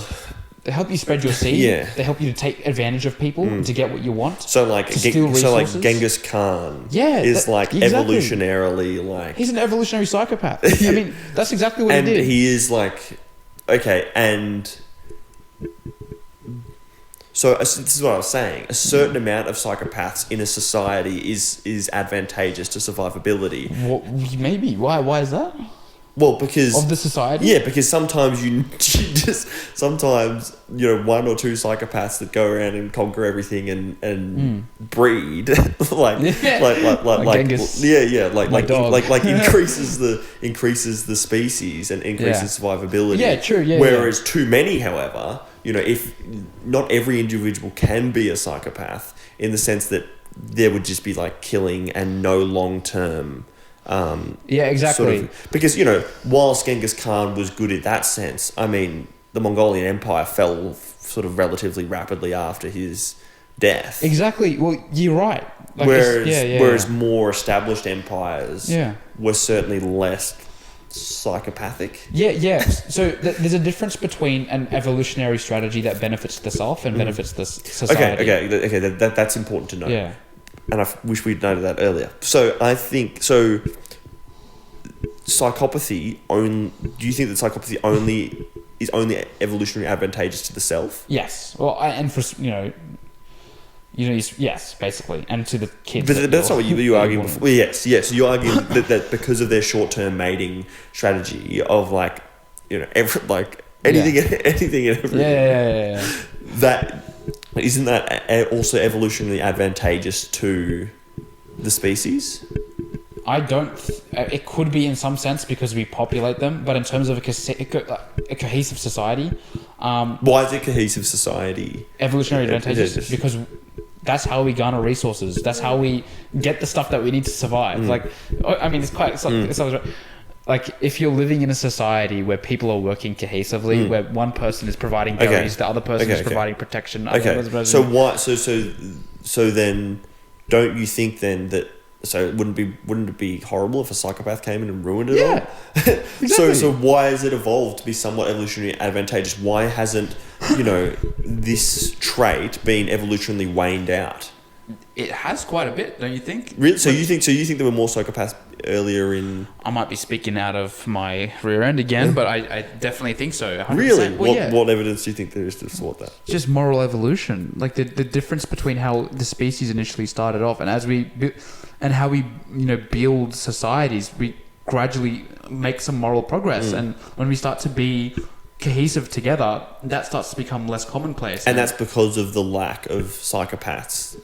That's because of the waning out of psychopathic traits. Well, yeah, I think there's a timeline of evolution. But that means that humans would need to be sexually selective for psychopathy. Are we? So, yes. Do you know that women find dark triad traits very attractive? Yeah, so that's my point. So don't you think that... Sorry, that's not all that anyway. Yeah. So don't you think... So you're saying that psychopathy, you reckon... So there was more psychopaths earlier on in the human timeline than now? Okay, I should double check, but I think so, yes. Yes, okay. This is principle. This isn't factual. This is principle. It was advantageous at one point when we weren't really... Okay. When you were a caveman. Okay. So don't you think, though, that to reach a point where there are less psychopaths now than once before, humans would have had to have been sexually selective against psychopathic traits? Yeah.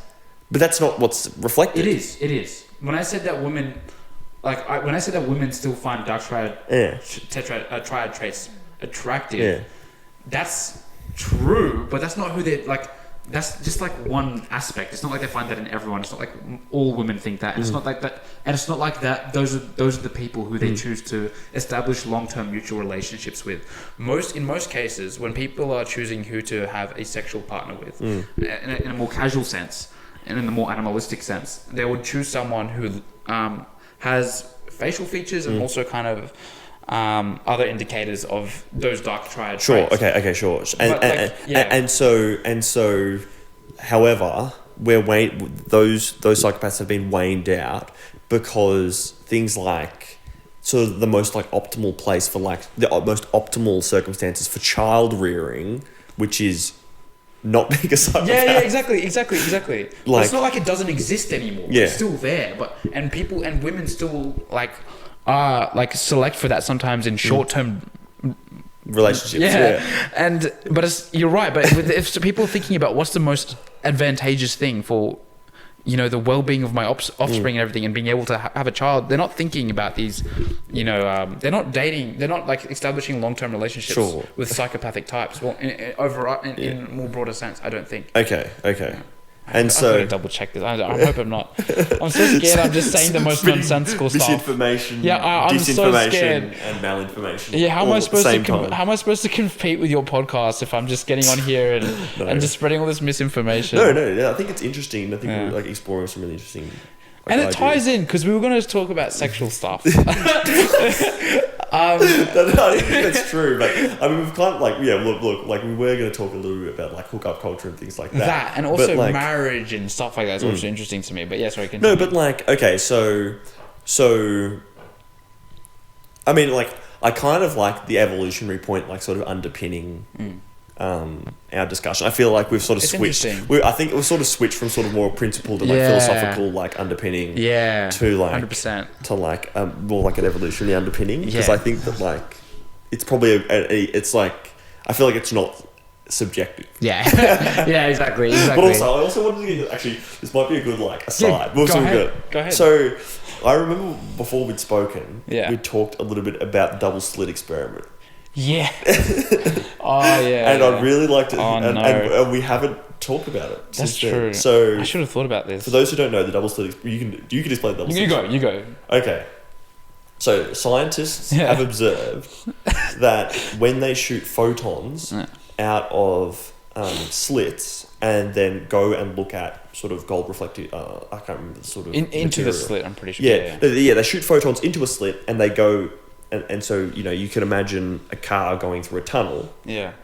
You know, several cars going through a tunnel. Yeah. And then crashing at a wall at the end of the tunnel. Yeah. When the scientists are watching that, obviously all the cars, photons are the cars in this instance, end in that specific spot at the end of the tunnel. Straight.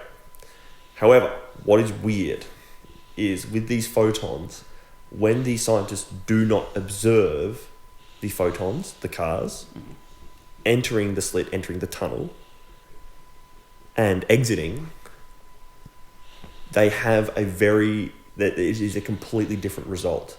Where they act as waves. They act as waves, where the particles are essentially in different positions in space and time. Yeah, exactly. Yeah, I'm not sure if it's the other way around. Whether when you observe them, they're acting as photons and as particles and yes, yeah. When you observe them, they act as particles, and when you don't observe them, they act as waves. Yeah, so which is weird. Yeah. So which is crazy. It's crazy. It's like when you observe them, when they're acting as particles, they'll shoot straight through, and like you can see the trajectory. Yeah. And then when they're waves, they kind of go and they spread. Do you know how if you have like beach waves going through a slit? It's a wave pattern. So exactly. Yeah. So that's very interesting. We're going to be so out of our depth here talking about this.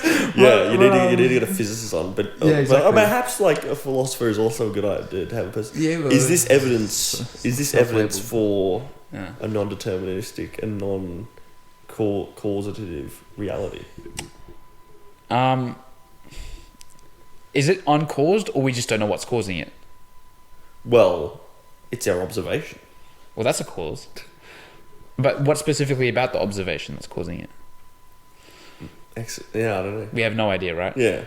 So I think because I think I was the one that like introduced you to this idea. Oh yeah, we learned about it in high school. I think I don't think like the full effect of like. I just remember it rocked my world. Yeah, it is. It's crazy. It is crazy. I remember hearing about it. So yeah, look, I still think that everything is causally determined. Okay. But for things like that, we have something there that's causing a particular reaction. That's the observation. Exactly how the mechanism works, we have no idea. I don't think that principally goes against the idea of determinism, because we still have the idea of a cause. Something's causing it.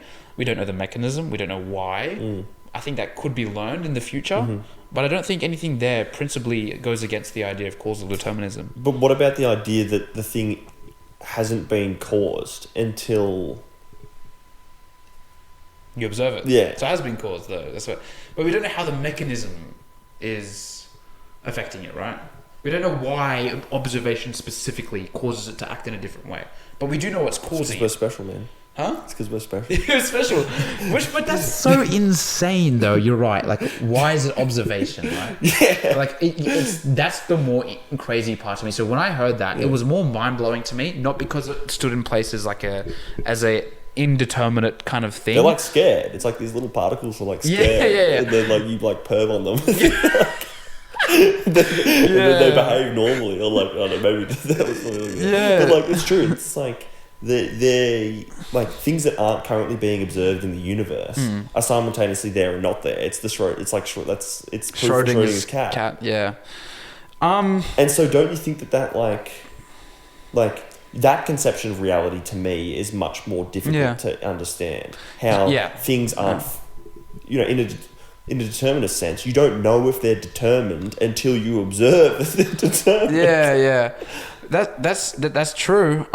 In my head, the way I'm thinking about it is that. But it doesn't necessarily attack your fundamental idea. No, exactly. Yeah. I just think that we don't understand what's causing it, as opposed to, like, I think that's an attack against our perceptions of what we understand about how things are caused. Yeah, it's like you can think 2 + 2 = 5, but at the end of the day, 2 + 2 still equals 4. Yeah, exactly. I can kind of understand that. Yeah, and also I also think that kind of problem is like a testament to so many more problems about, we don't know half of anything about consciousness. That is the most miraculous thing to me I've ever kind of for lack of a better word. So, but it's just like there's so many questions about but yeah.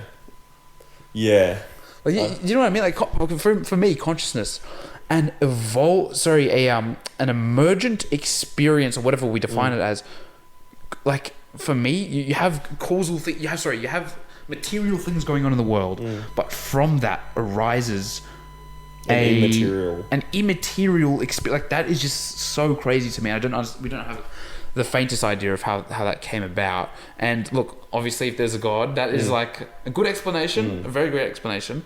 But for me, it's a bit of a crazy kind of, a fork in the road for me. I'm just like, well, not a fork in the road, but it's it's something that I can't contemplate all the time, and I'm just flabbergasted about. Yeah, like I think that with that double slit experiment, like the idea that particles and states of matter can be in multiple positions in time, the Schrodinger's cat example, that in and of itself is disturbing. I don't know. Yeah, it is disturbing. Yeah, I agree. It's kind of, I don't know. I feel a bit uncanny. It is. It just sort of, yeah. I don't know. It's crazy. I think that, well, to the point about consciousness, then, if the mechanism is observation, then you would say that the cause of what's causing you to observe that is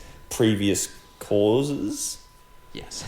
Yeah. Okay. Wait. In terms of what's causing you to observe that thing? Okay. So we're going to take massive steps here, and it's just going to be like, okay, so reality, so the reality that you experience is because you observe it. Yes. Due to some part of consciousness which, for whatever reason, causes certain particles to behave as particles rather than waves. Well. Oh wait, what? So reality is like Schrodinger's cat. Yeah. Right. The cat is simultaneously dying and not dying in the box. Then you open the box, and your reality, the reality that is being experienced, is the cat dying. Yeah. Or not dying. Yeah. But you deciding to open that box and the cat dying is because of subsequent causes which led you to that point. Yes. Okay. That's my position. Yeah. 100%. But what would lead you then to experience the cat being alive? What's the Schrodinger's cat analogy again? So you have a box with a cat in it. Is it the act of opening up the box? No, it's the act. Well, it would be the act of observation. Observation changes whether or not the cat is alive or dead. Yeah. So I don't think, as far as like observation changing the reality, I think that's purely discussion of mechanics about how that works, and it's like we have no idea about how that happens. Yeah. So I think like what causes us to observe something, that's a very different question. But as far as like... But with that, I am interested in the answer to that question, and that answer would be not your ability to choose whether or not to observe it. It would be because of some other causal thought which is out of your control. Well, as in like what caused the cat to be alive or dead? No, because what caused that is your observation. What caused you to observe? What caused me to observe is, as an infinite series of things that caused me to... and all of which is out of my control. Okay. So I've never... Look, this, as much as I would love it to be, I don't really think it's an attack on the principle as of yet of the determinism, but I'm also open that to be... I'm also open to if that leads me to a place where causal determinism doesn't make sense. I'm also happy to explore that, but I really haven't found anything that goes outside the framework of either being random or caused, which is which I've landed at. But, okay, and we'll tack back to what we were talking about before. Whether psychopathy.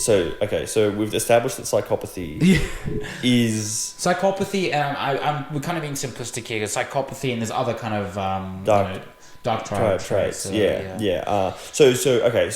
what about Machiavellianism and narcissism?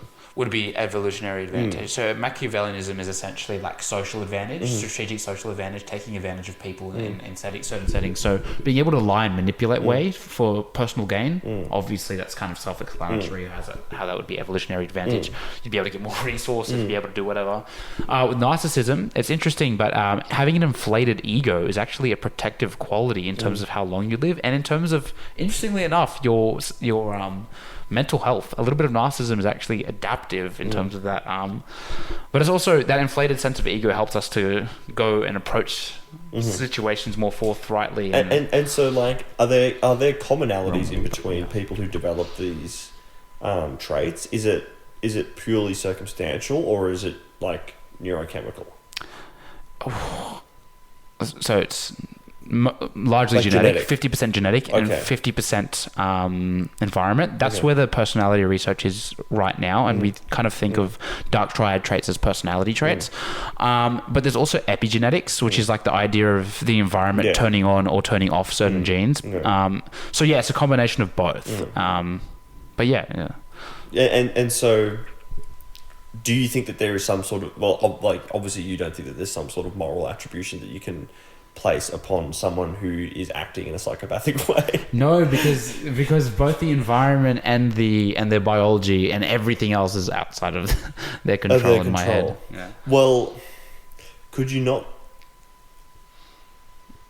say though that there is a level at which the psychopath exercises any free will, at least, or like ability to choose, at least in relation to things like self-awareness and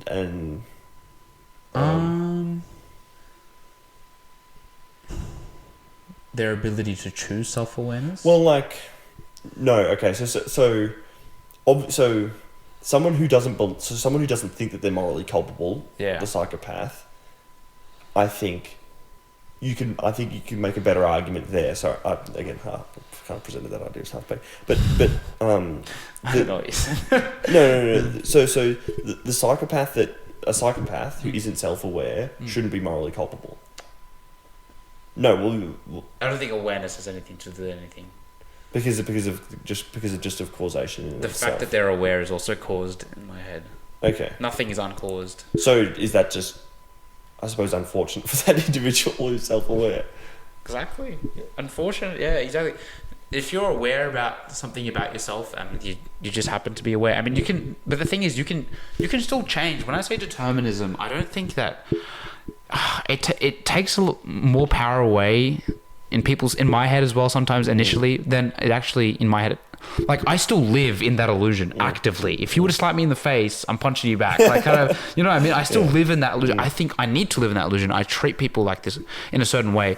I celebrate people's good doing or whatever. Every time they do something that's praiseworthy, I applaud, and I applaud them for that. And I think that even if you do something that's good and you had no like kind of causal input into the matter, it's still worth celebrating because you did that thing. It was hard to do and you still did it. I still think there's cause for celebration. Do you know how you can appreciate God, for example, he has a certain nature about him, right? And he just exists that way. He's goodness. And we still praise him for it, right? But it's not like he could have done otherwise. He is only perfect, but we still praise him. I still find the same kind of approach applies for me when I talk about other people doing things that are good. Like, even if they weren't causally involved in the process of doing that thing, I still praise that good thing that they did. And I think that it's laudable that they did it. So there is nothing that a person can do. Nah. To be non-determined? Yeah. Nah. Unless they just want to be some random, like, this random generator. But random is also beyond their control. Yeah, exactly. But you also don't believe in anything that's truly random. No, I do. Like, what is something that's truly random? Like, let's say a thought came up in my head. No, but that's been caused.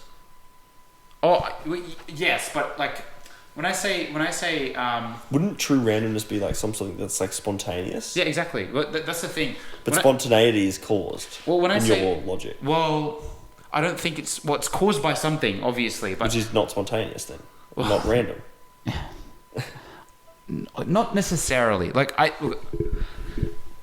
when I say a thought is caused by another thought, like if I say I'm hungry, the next logical following thought is I want to eat some food, right? Mm-hmm. That sort of thought process is different to like the most random thing that came to my head, right? So it's just like... But that's also determined.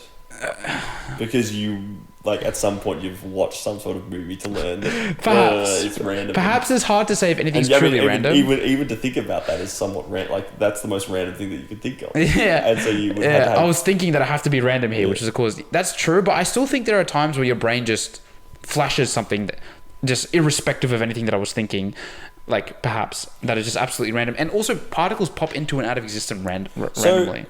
How do you attribute things like novel creativity? Like... How can that be caused by something which hasn't been yet experienced or existed? Yeah, true. So someone comes up with something completely unique. Yeah. Is that not random? Maybe that could be something that's truly random.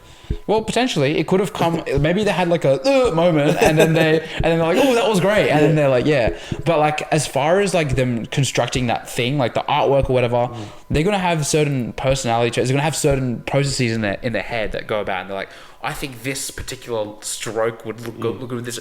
Like, everything is caused in my head. Just because it doesn't exist yet, people have a creative side of them, and the things that they do in the world are influenced by that creative side, and so the creative side is causing them to do certain things. But creativity in this like framework is like, what would you say it is? In the same way that we have certain traits about ourselves that are just there, like how like resilient, how creative, how extroverted, how whatever we are. I think creativity is just one of those things. But don't you think that the ability to have unique thoughts and undertake sort of unique ideas, not based upon... But you would say that you can never do that. It's always based on circumstances and experiences and neurochemistry and things that are out of your control. It's still going to be unique. Like, those things can come up with... like. There is some level of like combination of those things which can be unique. Well, what I'm saying is that the things that go into causing a certain thing doesn't mean that thing that it's causing isn't unique. Yeah, so like, thinking about like let's say you grew up in a world where there's in a country where there was only no, that's a stupid example. Like, like a purple tree. Yeah. Like, no one's ever seen a purple tree. Yeah. But like, you can still think and create a purple tree. In your head? Yes. Well, you just did it just then. Yeah, I know, that's what I'm saying. Yeah. But I don't think that that's something that's necessarily like truly unique. Because it's based on our understanding of purple. Well, yeah, and our understanding of tree, which are previous experiences due to cause and effect. Well, there's certain things that we can't delve out of, which is like logic and then our experience of the world as we know it. What about things like mathematics? Can we imagine having 2 + 2 = 5? We can't. Yes, no, but we can. We can't though. We could have. We can't imagine that being true. Well, not in its purest sense. Like, you can imagine the number 2, or you can imagine 2 cookies and another 2 cookies, then being 4 cookies. Yeah. But, like... Can you imagine a square circle? No. It's just, we can't, because we're bound by logic, right? Yeah. But that's why I feel like, in the same way that you thought of the purple tree example... That was very creative, and it was based on things that we already know to be true, like the color purple. Yes, tree. Yeah. No, but what I'm saying in that instance is that is clearly something that is unique and, well, not very creative, but creative. It's creative enough. Creative enough. Yeah. That hasn't been experienced via circumstance or things out of my control. Did I not just control that? What did you control? The idea of a purple tree. But why did you think of a purple tree? Well, because I wanted to think of a purple tree. You wanted to think of something random. Yeah. Yeah, and like. But it's not truly random because. Well, in that sense, it could have been. Because it wasn't the fact that you had to come up with something random wasn't random. You thought I have to come up with something random. So, but perhaps what it was better is like I come with something unique or something that hasn't been experienced. Yeah. So, okay. I still think it was random though.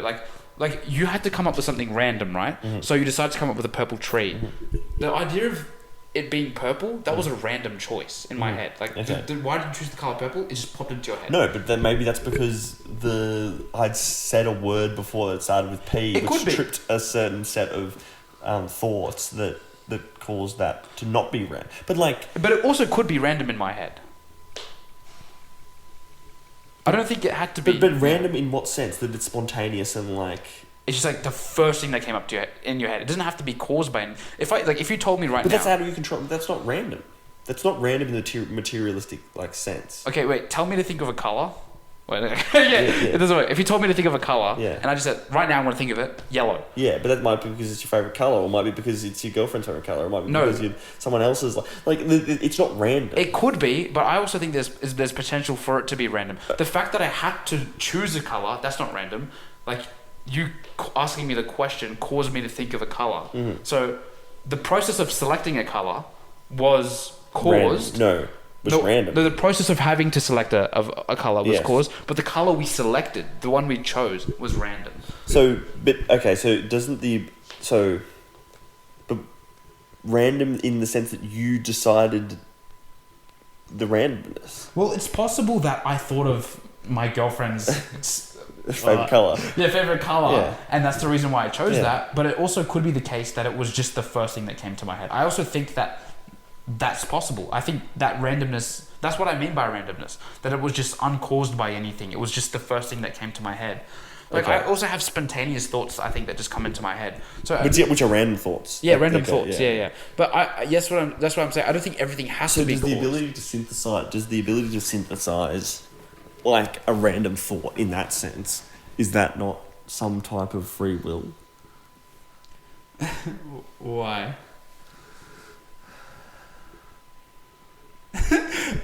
Because why choose purple over another colour? Okay, there's two options. You either haven't thought of it, you didn't think of any other colour. Yeah, there's two options. Why did you choose purple over another colour? The first option could be it was just a random choice. I didn't really think of it. That was the first thing that came to my head. Yeah. The second option was there was something that caused me to choose purple. In either case, you didn't do anything there. Okay, just finished checking up. Yeah, audio. But okay, very interesting conversation. Yeah, well, actually, I know that you so you think, I suppose, at the core of it, the greatest argument against determinism is the illusion of free will itself. Well, yeah, I mean, you're right. I mean, I can see that that's something so important. Yeah. I can't operate outside of free will. I can't assume in my head that everyone's acting as deterministic, kind of causative, kind of just cog machine creatures. Like I don't operate that way, and I don't treat people that way, and I don't. Yeah. So I think that's probably the best evidence for it is that for whatever reason humans have the illusion of free will, and then it's like, okay, you either think it's an illusion and therefore it's a lie, or that it's a truth. So and that's scary because I suppose if you start to question that illusion, that's when you get to the gritty stuff. That's true. And the rest of everything else falls. Yeah. Well, I don't look. It would be. You need to get someone from the year. One from philosophy. And ask them whether they have. I would love to. Free will. Honestly, I would. Yeah, right. It's interesting because in my head, I don't think any. I don't think an illusion of something is sure that's real. The illusion is quite necessary, but I think the fact of the matter is always a very different topic to what is satisfying on a kind of emotional, and I know we don't know, but emotionally it's much more satisfying to treat each other with free will, right? It's difficult to deal with people if you didn't have that assumption. But as far as philosophers, I might be wrong, but I think 70% of them are determinists. Really? Yeah, it's interesting. Well, I'll fact check because I don't want to be the podcast of misinformation, whatever you were saying. You need a Jamie. Yeah. What percentage of philosophers are determinists? Oh, whoa, it's way less. There you go. That's why you. 12%. Oh no, but 59% were compatibilists, which is a form of determinism, though. So in total, that's 70%. Compatibilism, I think that's kind of nonsense, but it's the idea of determinism while also having moral responsibility. we can look into it, but I just look, it's unfortunate. Like, I'm clearly not educated enough in like quantum like mechanics and things like that, because I think that, like, you know, I vaguely know that that's an argument against, like, that's probably the most reasonable argument, apart from the fact that we have this illusion or supposed illusion. That's probably the most substantial argument against determinism. Well, yeah, it's interesting one, and it's because like, I've always had inferred that it meant that there was several possibilities or sort of different, like the cause and effect wasn't determined. It's like a video game that hasn't rendered in yet. Right. But you're reading into that from... Is this relating to your discussion about observation? Yeah. Affecting the outcome? Yeah, but I mean, like, you reach the point where we don't know enough about it, and therefore there's some sort of causation. Yeah. Even if the observation is the cause. Exactly. I think that there is still causation, but we don't understand how it's being caused. I think the road ends there, and that's not because... it ends, but it's because of like my knowledge of the issue. Same. And look, I think it's an attack on our understanding of the mechanism and not an attack on the principle of causation. I think we don't understand how that observation effect is happening, why it's causing light to act differently, whether we're observing it or not. I think that's like more of a kind of a scientific lack of understanding. We need to, rather than a principled objection against the fact that things are caused, because even in that scenario, observation is a causative kind of thing there. Which is so it's interesting. But look, this is an interesting topic, and maybe we can do a podcast with some follow up. 100%, and then maybe get into the other stuff as well eventually. But I did want to end on a few questions to you. Sure. Okay, first of all, what is the biggest opinion that you've had that you've changed?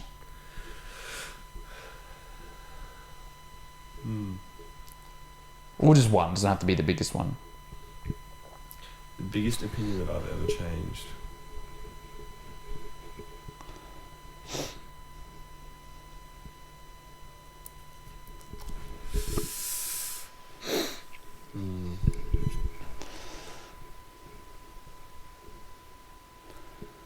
I suppose that someone can be truly good or truly bad. That's probably... I feel like most people have that as a child, and that changes, I think, at some point. So your opinion prior was that people are born good or bad? No, that people could, like, there is such thing as a person who was completely good or someone who was completely bad. That was prior, and now what is your new opinion? Well, that people are quite complicated. Very great, someone can be... Well, and everyone is good, like good or bad. Well, good and bad. Right. To varying degrees. Okay, great. Step one on the way to determine. It's true. It's rather than black and white. It's less about black and white and more about grey. Yeah, right. So. Okay, very interesting. Another question. I don't know if you have, if you're a big reader, but what's your favourite book? Probably Marcus Aurelius Meditations. I know it's the most common, like banger. It's the most common and just like the one, but like. I certainly think that book in particular sort of fostered a lot of my interest in sort of philosophy and things like that. Okay, are you a Stoic? I try to be. Yeah. So you do really love that philosophical kind of perspective or like life strategy? I think it's like advantageous. Evolutionarily advantageous. Last thing, what is your like aspirations for the future? It's very cliche podcast ending questions, but it's good, and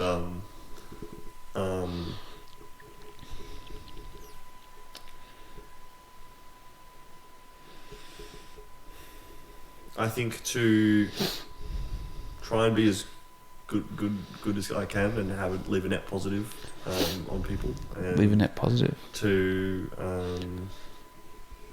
raise a family and to try and live well.